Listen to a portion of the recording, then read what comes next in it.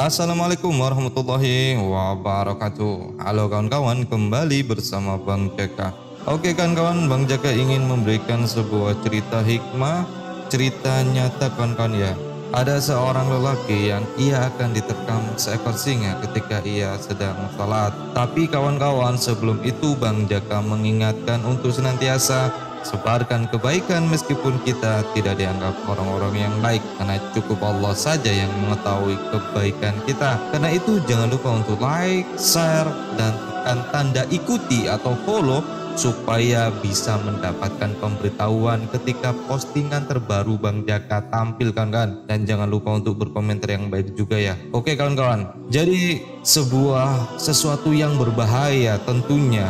Ini adalah sebuah cerita nyata yang pasti belum tentu ada di antara kita yang mengalaminya.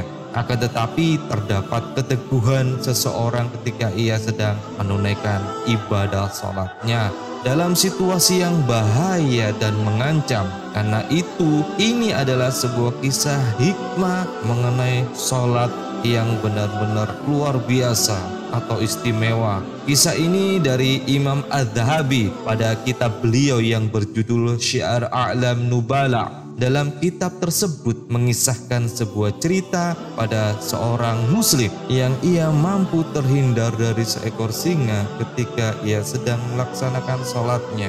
Pada saat itu ada sekelompok orang yang mereka sedang melakukan perjalanan atau safar.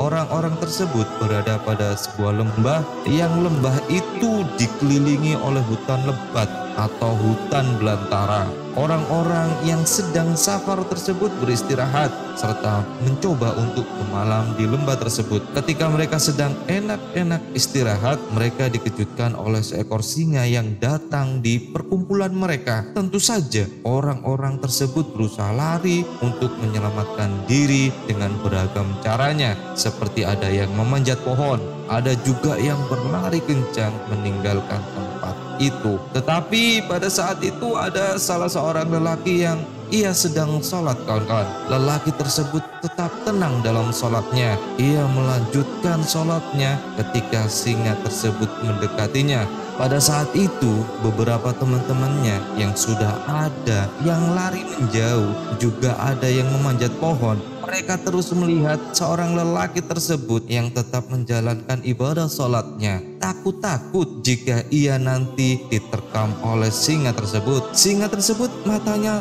terus menatap tajam. Setiap langkah singa itu terus mendekati seseorang yang sedang sholat itu. Dan sungguh menakjubkannya, singa itu hanya mengelilingi orang yang sedang sholat. Ia tidak menerkam atau bahkan tidak memangsa orang yang sedang sholat itu. Dan tiba-tiba singa itu malah meninggalkan begitu saja orang yang sedang sholat tersebut. Sontak saja beberapa orang yang sudah menyaksikan dari kejauhan merasa dan terasa lega karena temannya tidak dimangsa oleh singa. Kemudian setelah mereka memastikan bahwa singa itu akhirnya pergi dan tidak ada tanda-tanda bahwa ia akan kembali lagi, hingga orang-orang itu pun kembali, dari ada yang turun dari pohon hingga yang lari menjauh. Mereka semua kembali dan menghampiri orang yang sedang sholat itu. Temannya berkata, "Kamu gila, kenapa kamu tidak mengikuti kita untuk menyelamatkan diri? Beruntung singa itu tidak memangsa kamu." Lalu orang itu berkata, "Sebagaimana yang kamu lihat bahwa aku tadi sedang mengerjakan sholat, dan demi Allah, aku sangat merasa malu ketika aku sedang berdiri untuk menghadap Rabbul Izzati. Tetapi aku kok malah takut kepada hal yang lain. Aku seharusnya berserah diri dan takut hanya pada Allah. Bukannya malah aku takut kepada makhluknya Allah." Inilah sebuah kisah nyata bagaimana seseorang ketika sudah menyembah Allah Azza wa Jalla dengan kekhusyuan yang baik, hingga sampai sebuah cobaan datangnya singa mendekati, ia tidak gentar, malah malu kepada Allah. Lalu bagaimana dengan kita? Kita tidak perlu jauh-jauh harus dicoba dengan datangnya singa. Seandainya kita salat dan ada nyamuk yang menggigit badan kita, itu juga kadang seringkali membuat kita tidak khusyuk dalam salat. Ketika nyamuk menggigit badan kita malah konsentrasi kepada sakitnya gigitan nyamuk tersebut, bukannya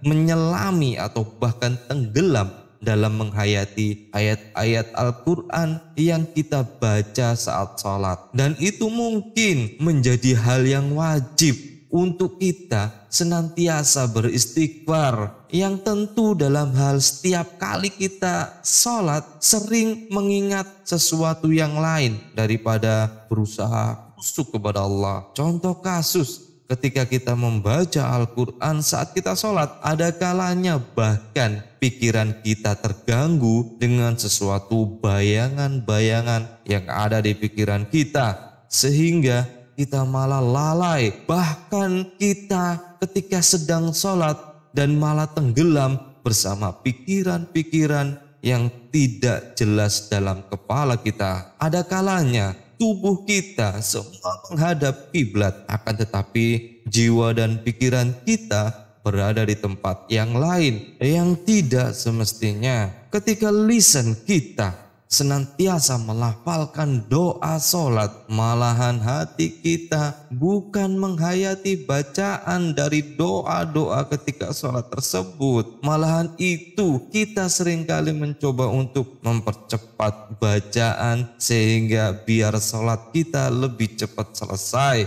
Karena itu kawan-kawan, sebagaimana kita semua untuk yang senantiasa saling menasihati, saling memberi hikmah supaya kita saling terjaga. Bukan berarti Bang Jaka ketika membawakan kisah hikmah ini lalu Bang Jaka menjadi orang yang lebih baik dari kawan-kawan. Tidak kawan-kawan, Bang Jaka sama dengan manusia yang lainnya. Ada kalanya kita kuat keimanan, ada kalanya kita juga lemah iman kita. Karena itu perlu kita saling untuk menguatkan ketika iman kita sedang lemah. Karena sesungguhnya Islam itu adalah saling mengingatkan. Jangan sampai kita menunda-nunda waktu sholat, karena hal ini sama saja adalah sesuatu yang menomorduakan sholat, sehingga kita lalai dalam hal tersebut. Juga termasuk ketika kita sholat, akan tetapi hati kita ataupun jiwa kita tidak berada dalam sholat kita sebagaimana tubuh kita menghadap kiblat.